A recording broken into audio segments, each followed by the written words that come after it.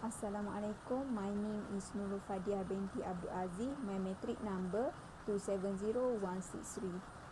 I would like to present about SDG 11, cities and communities. Cities are particularly important when considering the influence of environmental issues on their future growth. More than half of the world's population now live in cities, which are defined by the density of human settlement pattern, population size, and social activity. The United Nations predicts that the world population will continue to rise in the ensuing decade, reaching 8.3 billion by 2030 and 8.9 billion by 2050. The world's population will then settle at around 9 billion people.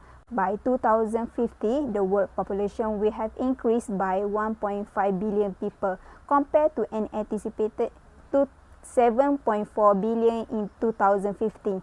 Finding more effective way to fulfill the expanding requirement of the city and its people is not an option, but a need for all population, including planners, in an era where the majority of the world's population is progressive, adopting a metropolitan way of life.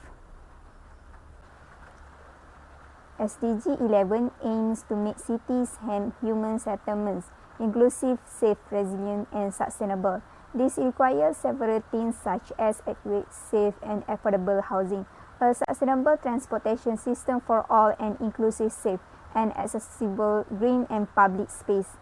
Further, SDG 11 addresses slum, human settlement management and planning, climate change mitigation and adaptation, and urban economies. In 2017, the increase in the number of the Canadians has now exceeded 82% in and around the city's metropolitan area. Canadian cities compete internationally to cite leadership in human resources and technology, as well as capital investment as the main engine of the economy. Government must plan for economic growth in this highly competitive environment while ensuring safe and livable communities. Providing opportunities and good quality of life for a diverse and changing population, as well as managing growth pressure and resource enhancement. The foundation of an inclusive and sustainable community is safe and affordable housing. Those on low income will face the dilemma of owning their own home. Housing is considered cheap for residents if it uses less than 30% of their income. In 2017, Canada launched a 10-year national housing strategy that allocates a total of $40 billion to help more Canadians have their own home. This goal is implemented to help individuals have their own home while achieving a more sustainable society. Around 1.6% of global greenhouse gases emissions in 2016, making this one of the highest globally. Therefore, Canada has committed setting a 5-year emission reduction objective can be enforced based on expert advice and consultation with Canadians may help in achieving the SDG 11 goal by 2030. The Government of Canada emphasized that under the 2015 Paris Agreement, Canada has committed to reduce its greenhouse gases emissions by 30% below by 2013. And the development of public transport system will help the country achieve SDG 11.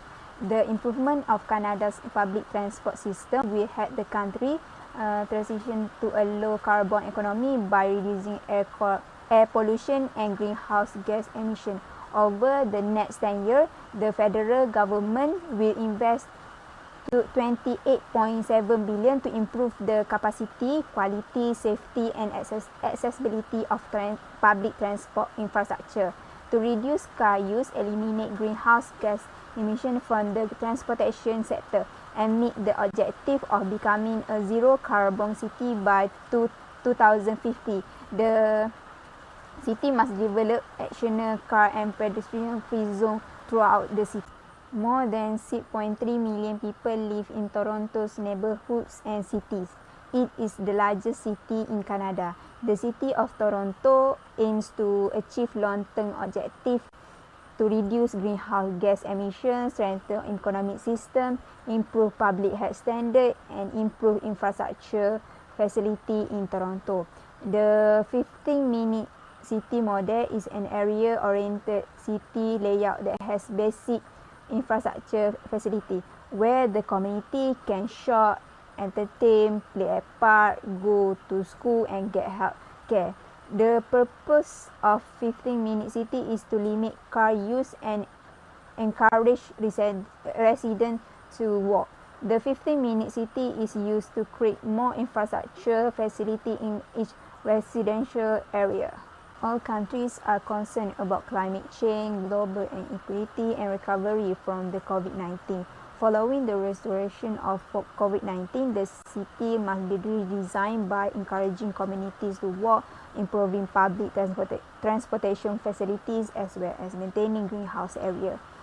Sustainable city are the foundation of a more equitable economy, improve public health, and reduce greenhouse gas emission.